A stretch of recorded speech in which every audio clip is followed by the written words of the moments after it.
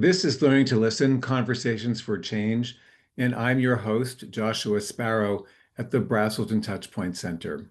To find out more about the Braselton Touchpoint Center and Learning to Listen, just go to braseltontouchpoints.org and click on Learn with Us and look for Learning to Listen in the Conversation sections. There's also a link there to our archive of Learning to Listen conversations over the years. To learn more about and register for more Braselton Touchpoint Center conversations, events, and trainings, please do click on the link in the chat. To join the Braselton Touchpoint Center's Learning Network, look for that link in the chat too. Thank you so much for joining us. Today, we will be joined by Dr. Sarah Kastelic, who is the Executive Director of the National Indian Child Welfare Association, and she'll be bringing us an exploration of historical Native approaches to child and family flourishing, how United States policy intentionally dismantled these effective, natural, nurturing networks, and how a reassertion of tribal self-determination is transforming tribal systems. But first, a bit of information about today's Learning to Listen episode. Over 1,100 of us have registered for this webinar, so please do feel free to keep telling us about you, where you're from, and what you do in the chat. It's great to see so many of you from all over the country and from so many sovereign tribal nations. Today, our wonderful interpreter, Natalia Correa, will be joining us from Bogota, Colombia, and she'll be simultaneously translating our webinar in Spanish. Thank you, Natalia. To access that translation, click on the interpretation icon in your Zoom controls, then select Spanish. To mute the English in the background, select Mute Original Audio. La conversación de hoy será en español e inglés. En los controles de esta reunión, haga clic en Interpretación. Haga clic en el idioma que le gustaría escuchar. Para escuchar solo español, haga clic en Silenciar Audio Original. Live captioning is available for today's conversation too. So in your webinar controls, you can click Show Captions and just select your speaking language. You can also adjust the size of your subtitles by clicking Caption Settings. Please do use the chat feature if you have a comment to share or need help with a technical issue. We love to hear what you're thinking. And if you would like to receive a certificate of attendance for today's webinar, please be sure you complete the feedback survey. That survey will open in your web browser when the webinar ends. You'll also receive a link to the survey at the end of the week in our thank you email to you, which will also include resources about today's topic. Before we begin, I also want to thank our sponsor, the Burke Foundation, and our Braselton Touchpoint Center production team, Isabella Mantilla, Michael Accardi, and Kim Oliver. And now to introduce today's guest, Dr. Sarah Kastelic. Dr. Kastelic is an enrolled citizen of the native village of Uzinki, became the executive director of the National Indian Child Welfare Association in January of 2015. Prior to joining NICWA as chief of staff in 2011, Sarah led the National Congress of American Indians Welfare Reform Program, and in 2003 was the founding director of the National Congress of American Indians Policy Research Center. Sarah began her career at the Bureau of Indian Affairs Central Office as a child welfare specialist in 1998. Sarah has served as principal investigator of several national, federally, and privately funded research projects, partnering with tribal and urban Indian communities, and has authored many publications, including journal articles, book chapters, and curricula. She enjoys being an auntie to her 5 nieces and nephews, reading and kayaking. The National Indian Child Welfare Association does so much important work, and as its leader, we are so honored to have you with us today. Sarah, thank you so much for joining us today. That was my introduction, but let's start by having you introduce yourself and tell us about how you came to doing this work. Well, Koyana, Josh, thank you so much for having me here today. And I'm so appreciative of people who are tuning in from all over. Everyone has such busy lives, and it feels like the greatest gift we can give each other sometimes is the gift of our time and attention. So I say, Koyana, I really appreciate everyone's time today. Chamai Huiaka Sarah Kastelic. I greet you in my native Alutiiq language. I'm Sarah Kastelic. I'm the daughter of Scott and Dorothy Hicks, who now live in Miami, Florida. I'm the oldest sister of Mary, Aaron, and Paul Hicks.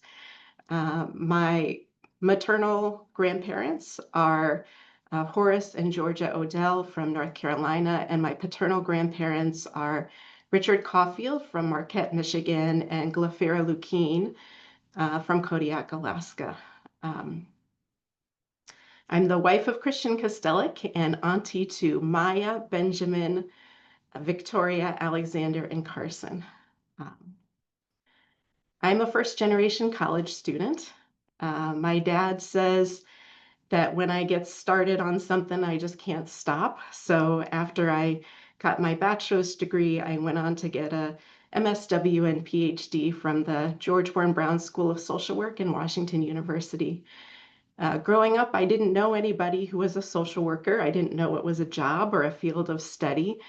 But my dad always told us kids that when we need help, we should help other people. And in the act of doing that, that we would always get the help that we need. And so I think that teaching is what led me directly to social work. So I've always appreciated this field, the interdisciplinary nature of it, and the opportunity to still be in a classroom sometimes. I teach, I'm adjunct faculty at the Brown School, and so still love being in that learning environment, both teaching and learning from students. I came to the National Indian Child Welfare Association almost 15 years ago as part of an intentional, culturally based executive leadership transition. So NICWA's founder, Terry Cross, a Seneca man, social worker, invited me to come to NICWA to be part of this leadership transition. And the literature clearly establishes that the transition from a founding leader to a next leader is often one of the most vulnerable times in an organization's history. And so, as is our practice at NICWA, when faced with a new challenge, we always look to our culture. What can our cultures teach us about how to do this thing well? We don't have a clue how to do it. We haven't done it before, but what examples do we see in our community about leadership transitions that have really gone well? We know that when a leader steps down, they don't just disappear from the community. They're still there. They're still contributing, maybe in a different kind of role, but they're still part of the community. And so how could we think about examples from our own communities and use those as a way to help navigate this transition? And so I really appreciate that opportunity very early on in my career here at NICWA to do what is really our practice model, which is to look to our ancestral wisdom to figure out how we move forward, how we proceed. Part of our leadership transition, the goal of our transition was that even as I stepped into the executive director role, the plan was never for Terry to leave. So 15 years later, I've been in this organization and 10 years as executive director. And Terry still has an office down the hall from me. So he is our elder in residence and our senior advisor, and still a really important part of our team here at NICWA. So NICWA is a 42-year-old Native-led organization. We're headquartered in Portland, Oregon. We are a membership association of tribal nations and service providers and individual advocates. And our work is about protecting the safety and health and cultural identity, the spiritual strength of Native children and their families.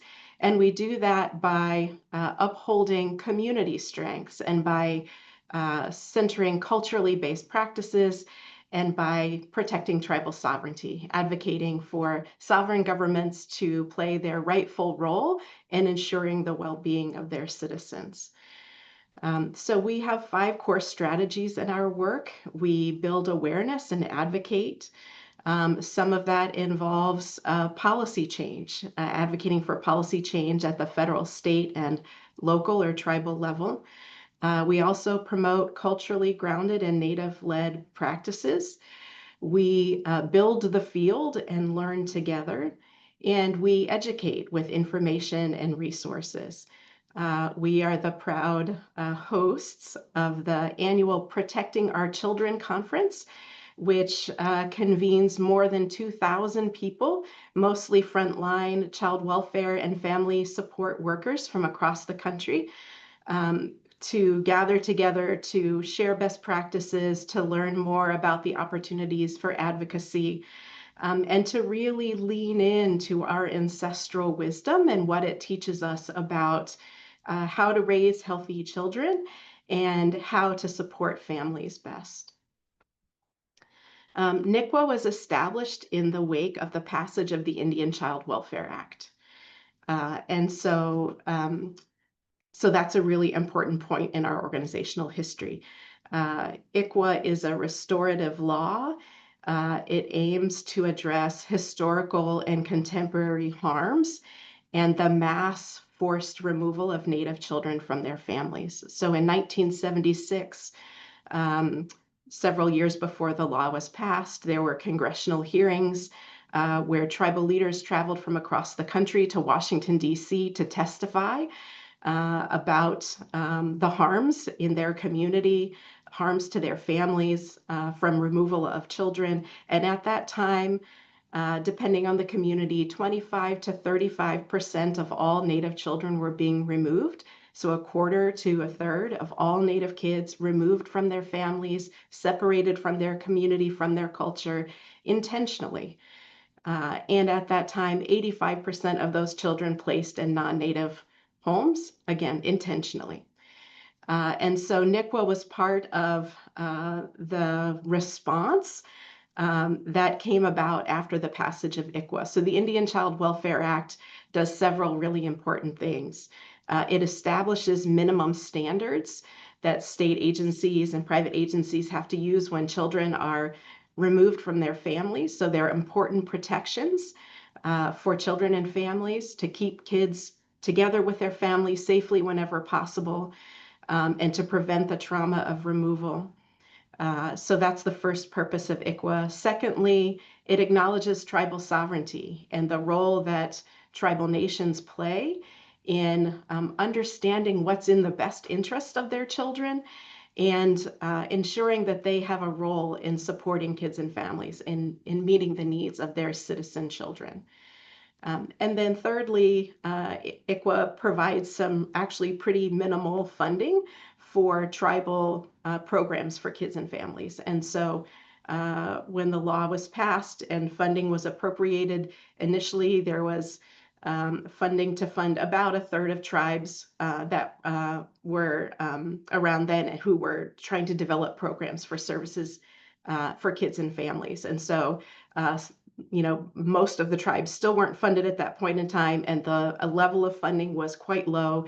So it was just pretty meager funding, but it was the first acknowledgement of tribal authority in this area in family and child well-being. And so tribes jumped at the chance to access resources where available, to start to develop these services for children and families. And so ICWA was really important in providing that opportunity. Oftentimes when we talk about ICWA, we talk about the challenges that ICWA was trying to address. And those challenges really stem from the history of federal Indian policy.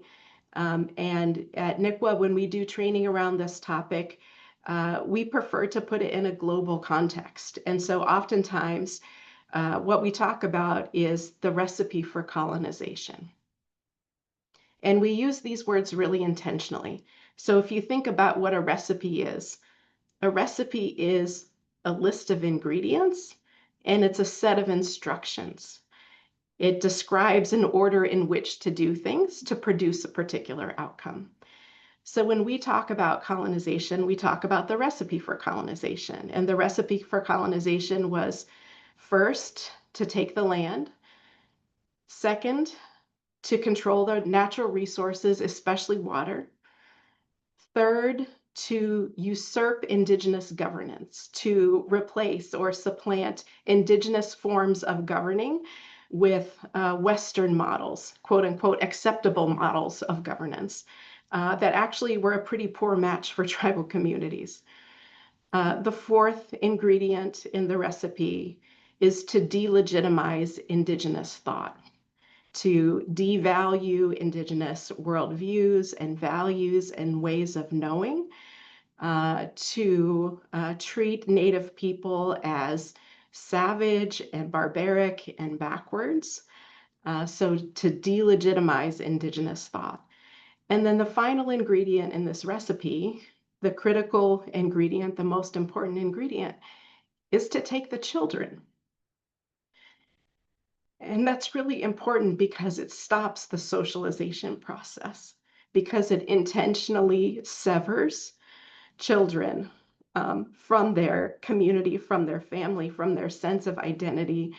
It robs them of that sense of belonging.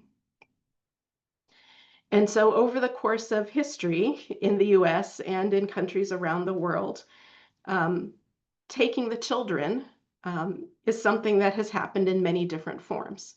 So it happened during the boarding school era for over 100 years here in the US, where Native children were, in many cases, forcibly removed, or their parents were coerced to turn over their children.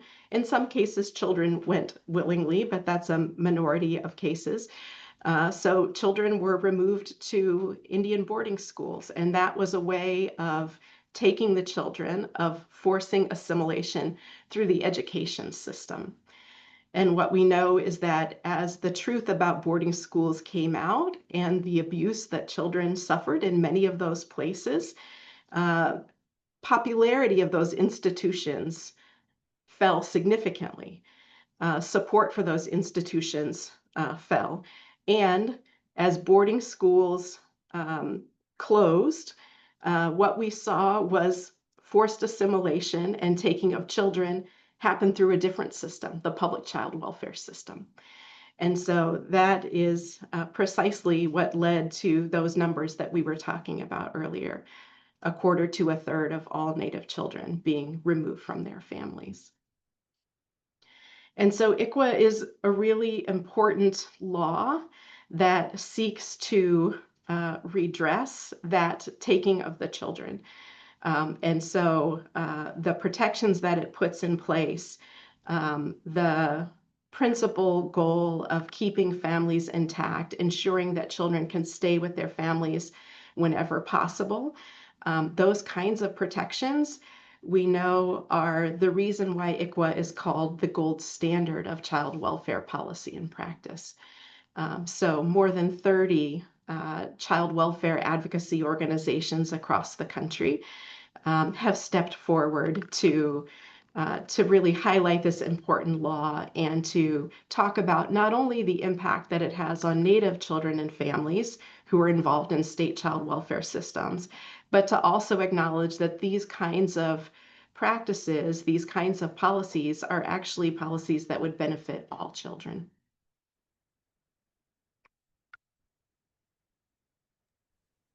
Thank you, Sarah. So hard to bring the children to the center of this conversation and what has been done to them and continues to be done to them. There was a question in the chat about why this was happening when you were talking earlier. And then another comment that said, Sarah explained why.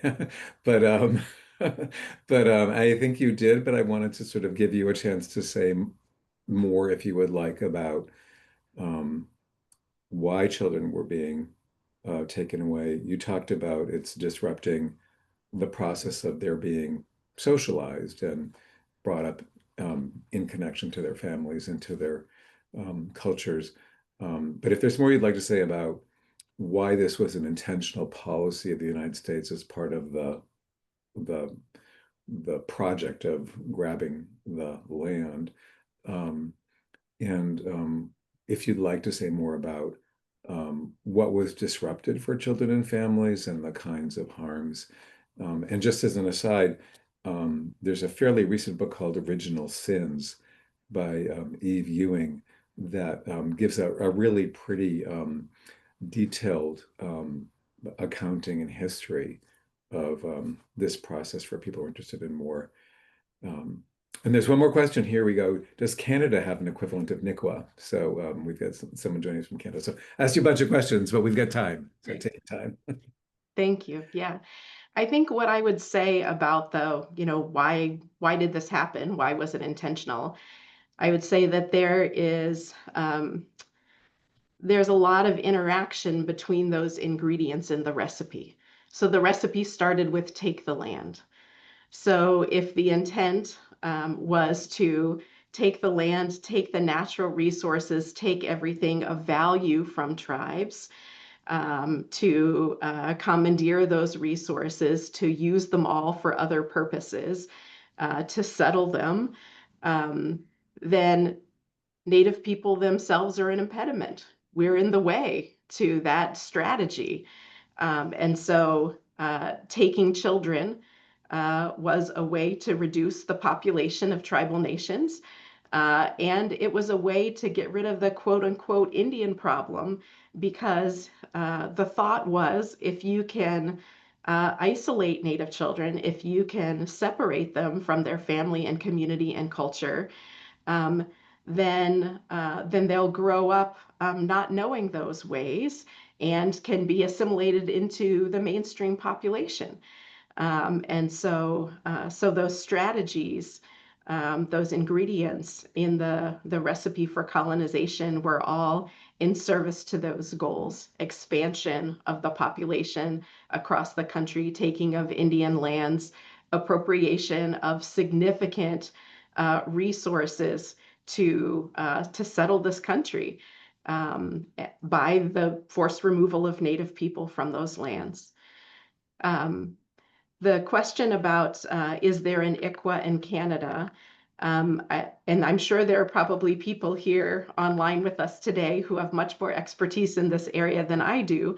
But what I'll say is that several years back, a law called C-92 was passed, and that law recognized the authority of First Nations communities to administer child welfare programs and services in ways that are somewhat similar and yet different than happened here in the United States through ICWA. So there are some parallels there, and there are also some significant differences in the policies.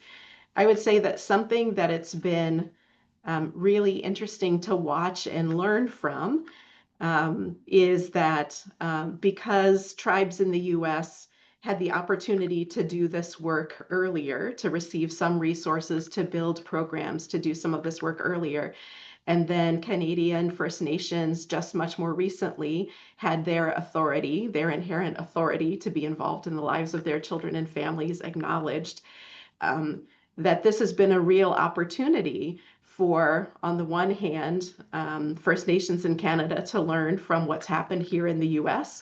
And sometimes I say, and it's important to learn, it's just as important to learn about the things that didn't work out well and the ways that we skinned our knees and the things that were problematic here as it is to learn about the things that did work well here. Uh, we're going to talk a little bit later about tribal child welfare programs in more detail, in particular to talk about tribal codes that really set that framework, that really orient tribal programs and services for kids and families. But I think it's important to note here,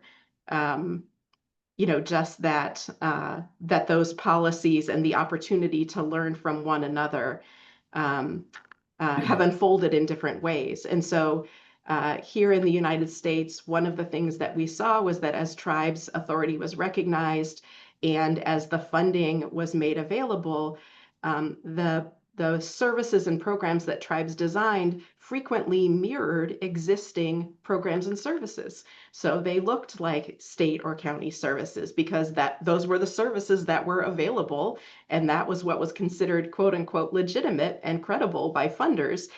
So there were constraints in policies and in funding also, But early adopters of tribal child welfare programs frequently had programs, formal child welfare programs, that resembled other systems that actually really failed our kids and families, that did a lot of damage to our kids and families.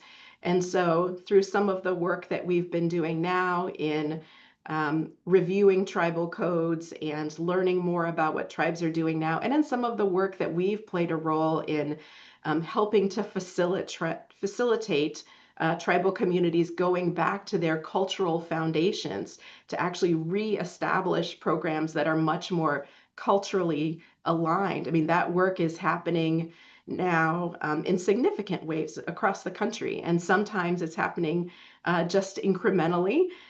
Sometimes tribes are able to take a bigger step forward, but it's really a time now of tribes reclaiming their practices, reawakening their practices, putting into place what I would call evidence-based practices, things that our ancestors are, the ancestral wisdom, the things that our elders are teaching us about how to raise healthy kids. And the reason they're teaching us these practices is because they worked for thousands of years. My community can trace our existence back more than 7,500 years to the place that we're from. So our ancestors, our relatives have been passing down these teachings that I think constitute what I would absolutely call an evidence base of what works to raise healthy Native kids. And so it's really exciting that this moment in time we're seeing our relatives in Canada who are taking some steps to establish programs, and frankly, often thinking about them in really comprehensive ways. I was having a conversation with someone from the U.S. and from a First Nation in Canada, and we were talking about this. And the person from a tribe in the U.S. asked the person from Canada, "So, how is your child welfare system going to look?" And the First Nations person said, "Child welfare system? Why would we build a child welfare system? We're building a child well-being system." So even that kind of orientation, the starting place that puts you at, if that's your frame of reference, if that's what you're trying to build, and then the incredible ancestral wisdom we have about how to do that, and the opportunities that we have to try to apply those things now, albeit with significant policy and funding constraints.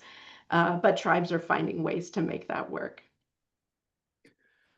There, there's lots of affirmation and appreciation in the chat, and a number of questions. I will just bring you a few. One that we'll get to at the end of the talk, so we won't go there now, is about what non-natives can do to support tribal communities and to help dismantle the recipe.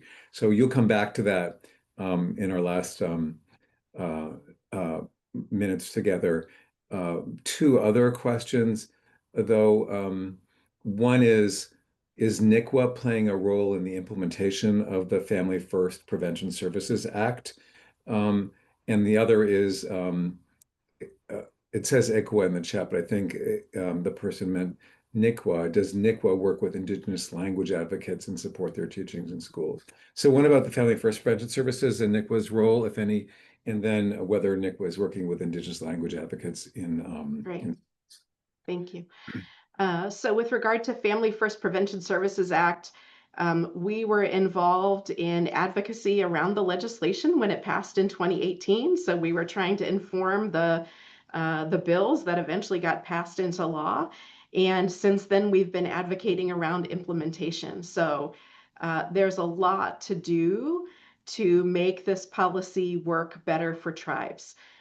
Everything from really interrogating what is evidence-based practice, what constitutes evidence, who gets to decide, what is the definition of success? Does it look different for Indigenous communities? Do we have a different idea of success that we want for families and kids than what mainstream programs might be aiming for? So I think there's a ton of advocacy around family first. The implementation across states is really uneven. Tribes who receive Title 4E funding directly have the opportunity to do some things themselves, but very few tribes receive that funding directly. And so there's a lot of need for more advocacy to ensure that state level plans that serve so many Native kids and families are appropriate and can actually provide the kinds of helpful supports that families need. So I would say our role in that arena is in advocacy. It's been primarily at the federal level, but we have done some work in a few states. And then the second question was about, do we work with Indigenous language advocates? And so this really takes me to the next thing I wanted to talk briefly about, which is how some of this community-based work that we do looks, and how this relates to the Tribal Codes project that we're working on right now. So one area of our work is what we call community development. This involves work in tribal and urban Indian communities when we're invited in to help. We always view our role as the outsiders. And so we're bringing some tools and some resources and some ideas, and oftentimes inspiration that comes from knowing what's happening in different places across the country. But our role when we come to communities is to facilitate local people identifying the solutions that they already know and have for the challenges that they're facing in their community. So we believe that the solutions are always in the community, and our job is to bring some skills and some facilitation to help people uncover the solutions that are really already there. So that work often looks like helping to assess programs and services. And so in more than a dozen places around the country, we've been asked to help to review child welfare or sometimes larger umbrella social services programs. And so we have a technical assistance model that we use to do that. It's based in the relational worldview. And so our approach is to engage the whole community in as much as possible in assessing how are things going here? How are these programs and services working for our community? Are they serving us well? Are they meeting the needs of families? And that whole community approach, as I said, involves as many people as possible. But we found in our time doing this work that it's really critical to have natural helpers and healers and culture bearers at that table. So they bring really important knowledge and insight and wisdom about what our cultures tell us about how things can be done differently and how to best meet the needs of families.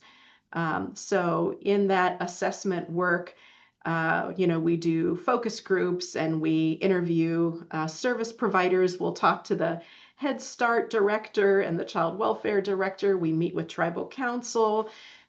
So we're talking to lots of different folks.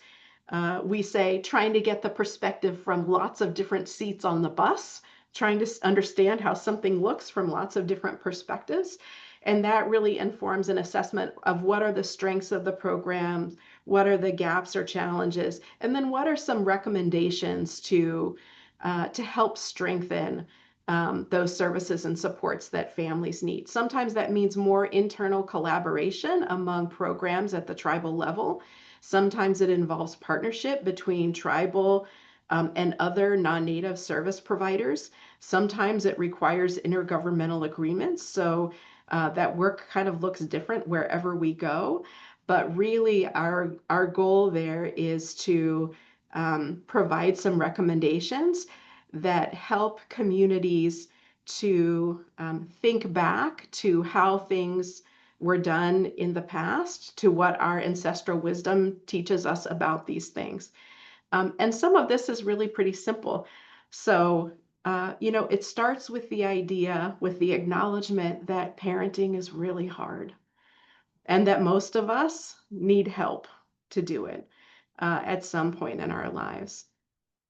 It starts with recognizing that there should be supports and we should offer help before there's a crisis.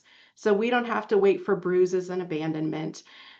We can reach out when we see people are struggling. We can ask what kind of help or support they need. And through those processes, these kinds of simple ideas that, when implemented, can have transformative impacts.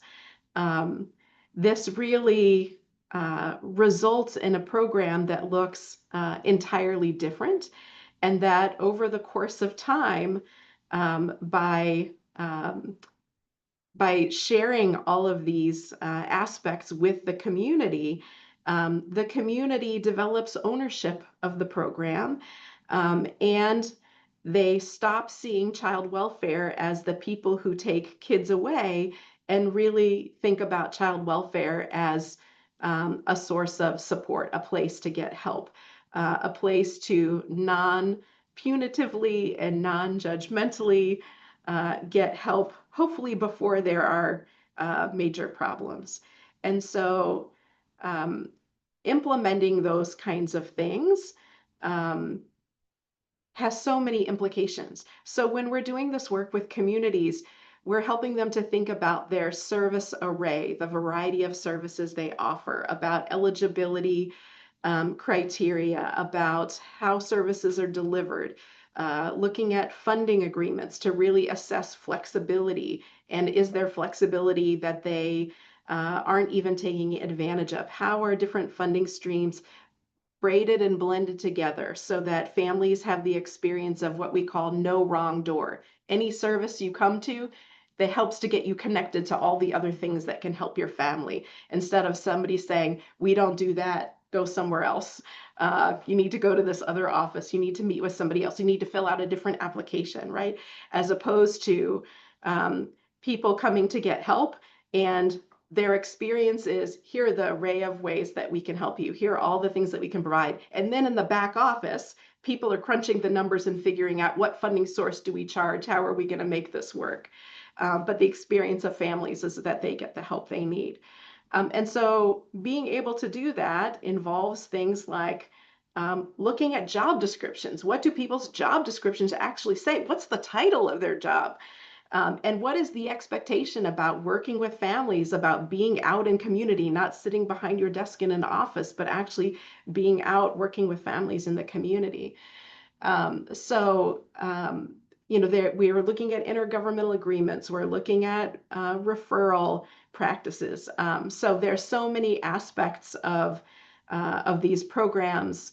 And through this assessment process that we do, we're able to help communities uncover for themselves what some of the ways are that they can strengthen their programs and where they want to put their energy and momentum, with the support of tribal leadership, with tribal leaders having a role in understanding what's going on, being part of the assessment process, hearing the findings, figuring out what are the things that leaders are uniquely suited to do. What is their special role in ensuring the well-being of children in their community? So those are many of the things that we're taking into account. We're looking at policies and procedures. We're looking at the practice model. And importantly, we're looking at the tribal code.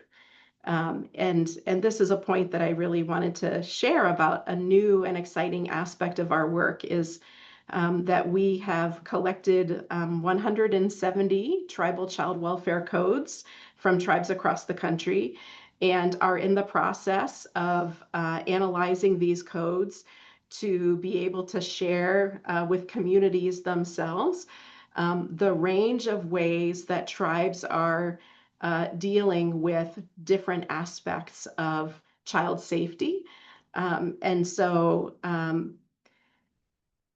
one of the things that we're talking about is, what is the philosophy of the program? What is the intended purpose of the program? Most of the tribal codes have a philosophy or policy section up front in a code that really just talks about, what is the tribe trying to do here? What is the goal of this? And so I just wanted to read you an example of this. And I hope that what you can be thinking about as I share some of this language is just how different this would be from a state program, for example. So here is a couple of sentences from the Lakota Band of Lake Superior, Chippewa, in the policy section of their code. And so the tribe is talking about what their highest priorities are for their children. And they say it's the policy of the tribe to strengthen family structures, to prevent family breakups, and to foster conditions favorable to the growth, spirit, culture, and individuality of each child. It's the tribe's policy to favor preventive action over belated reaction, mediation over confrontation, counseling over lecturing, conciliation over punishment. But in all decisions made under this code, the welfare of the child shall be the ultimate touchstone. So that's one tribe's way of thinking about this.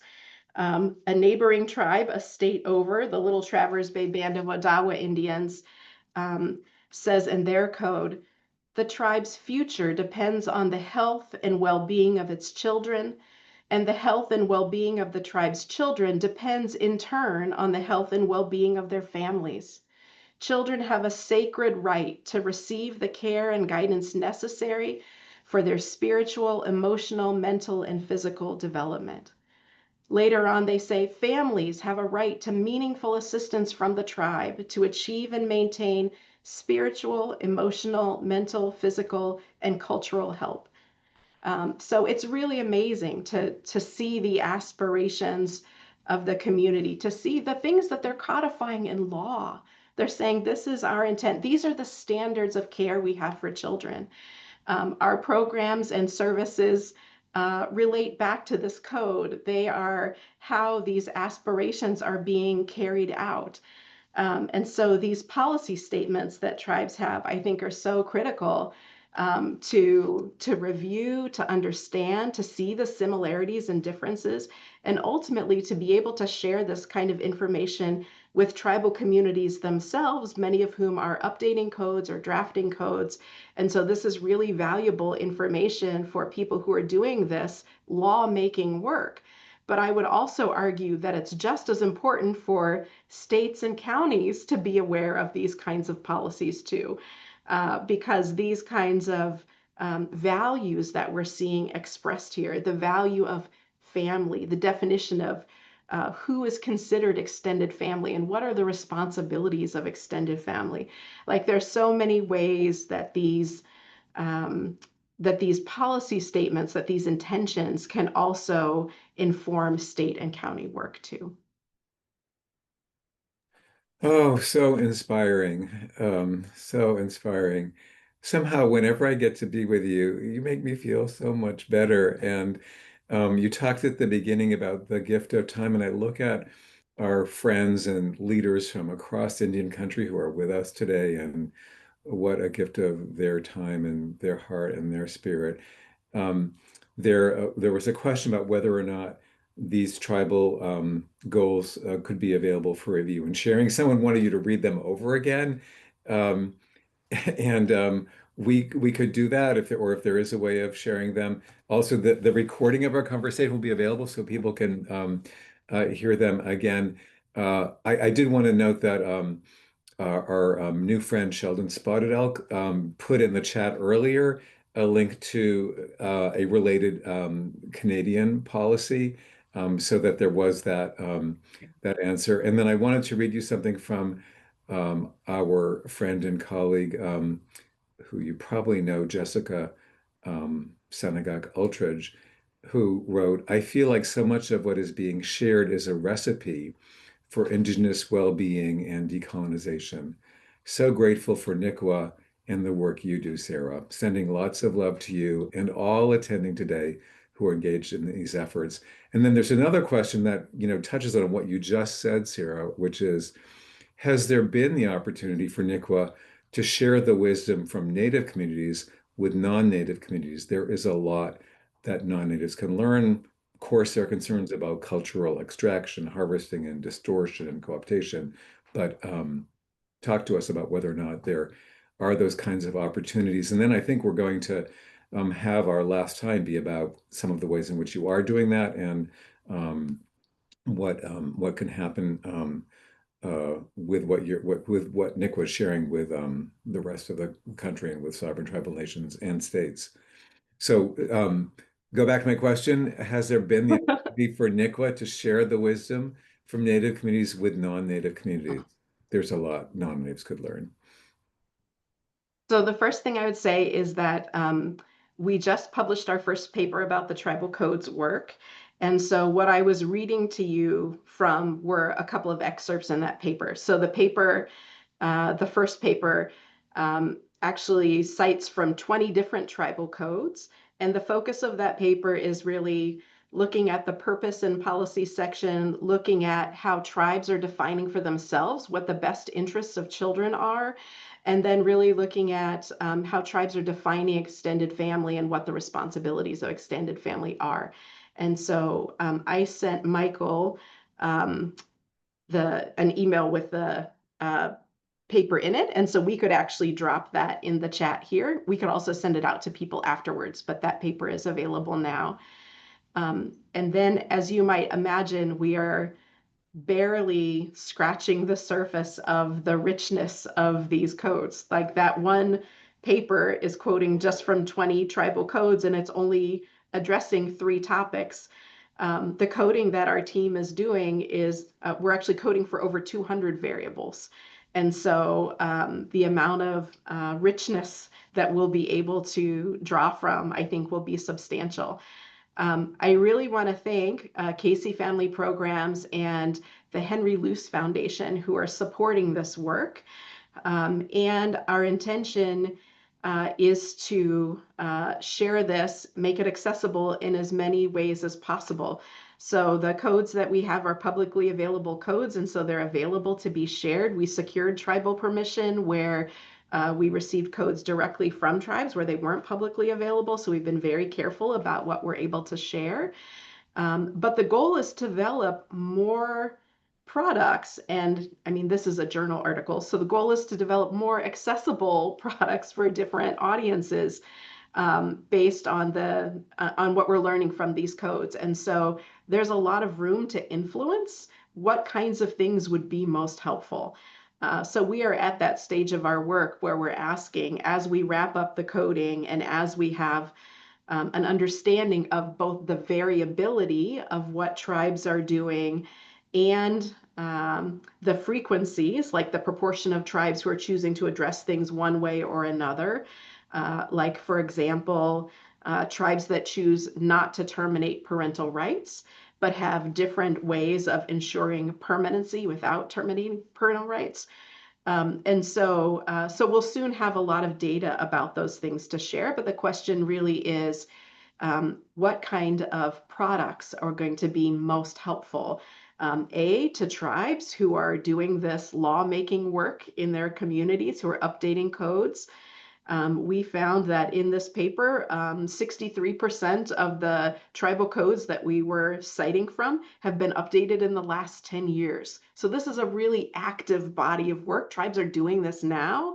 And so being able to get this information to them in a useful way is a real key priority and something we're keen to do. And then the question is how to share it with others that this could be useful to. And of course, I keep mentioning states and counties. But there are certainly others as well. And so we'll be working with our constituents, and at our conference, I'm sure we'll be talking to people about what kinds of products are going to be most useful. How can we make sure to have them available? So there is lots of interest in that paper and these resources and appreciation for your work. So maybe in our last 10 minutes, you can tell us more about the resources that summarize Native perspectives on child development and tips that also are available for non-Native service providers that can better honor Native families' cultures and better engage them. And maybe you can tell us a little bit about what some of the high-level takeaways are from those resources.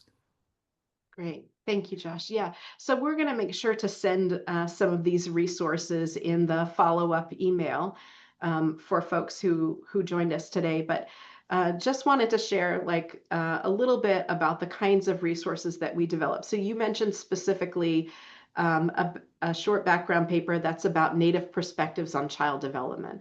So really trying to help non-Native service providers understand some of the differences in how Native families may think about child development and healthy child development and what's problematic and what's not. And so there's a great background paper about that that really is looking at the diversity of Native families and how to engage families to best understand what's going to be most effective for them. And so there's that paper, and then there's a short tip sheet for engaging Native families in those kinds of conversations. So we'll be sharing those things with you.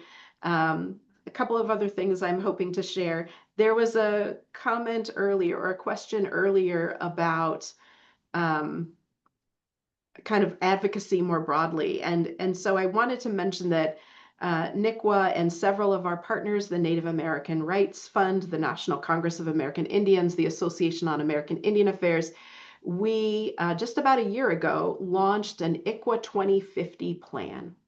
And so this is a 25-year plan, 25-year policy agenda.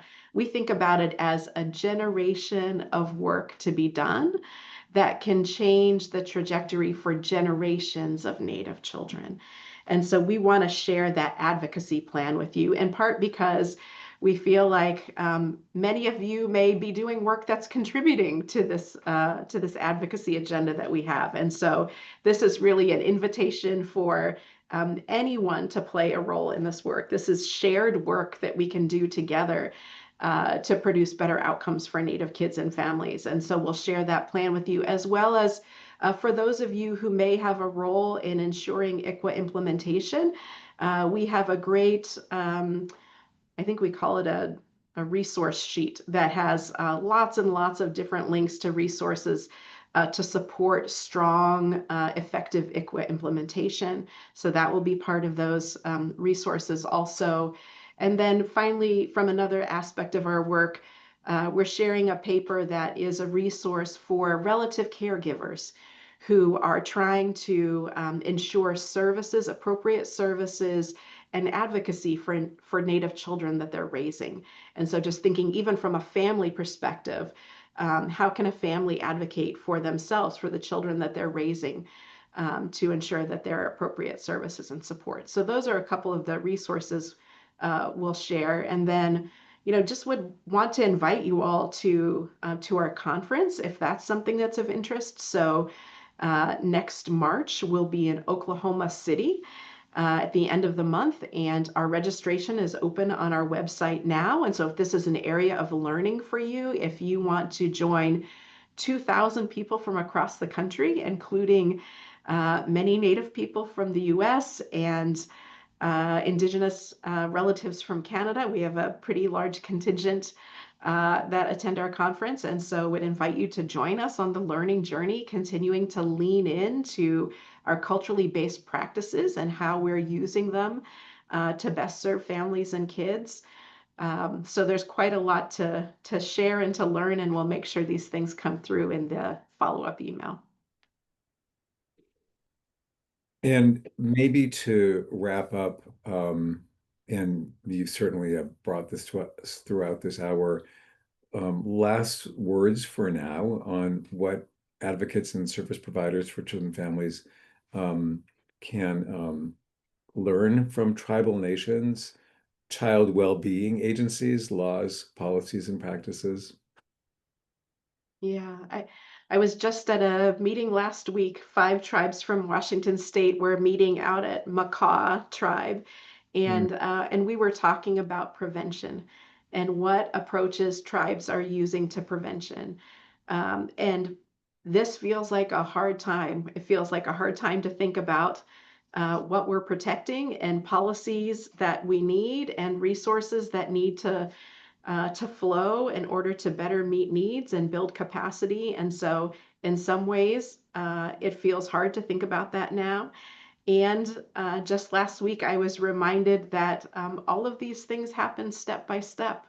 And so, even when things feel hard, there are things that we can do. We can think about, what is one thing that many of the families on my caseload need? What kind of service or support? And how might we make that available to them? Where can we start? What's a starting point? What's a first step? What's a baby step? But really not trying to take on everything at once and feel like, this is a huge task to transform our entire program, but really just thinking about, the wisdom of our cultures, of our communities, turning to our culture when we have a challenge that we need to address, really interrogating what does our culture tell us about this. And I would say that that's a useful tactic, not just in Native communities, but in all of our cultures. Many of us are multicultural or bicultural, and I think really understanding from a cultural perspective, what does our culture tell us about how we might address something can be really useful. Thank you so much, Sarah. You you shine a light when it is hard to see hope and to get us focused on what we can do, and that we do have what some people call the original instructions, Yes. and that we're not going to give up because we never would do that because it's about the babies and the children. So thank you so much for being with us. I want to thank everybody who has joined us today. It's an incredible group of people who have been with us today. Thank you for the gift of your time, Sarah, and to all of you who've joined us. And before you go, just to tell you that we hope you'll come back on November 5th, because then we'll be listening to Professor Natalie Davis. She's Assistant Professor of Critical Studies in Education at the University of Michigan, Ann Arbor.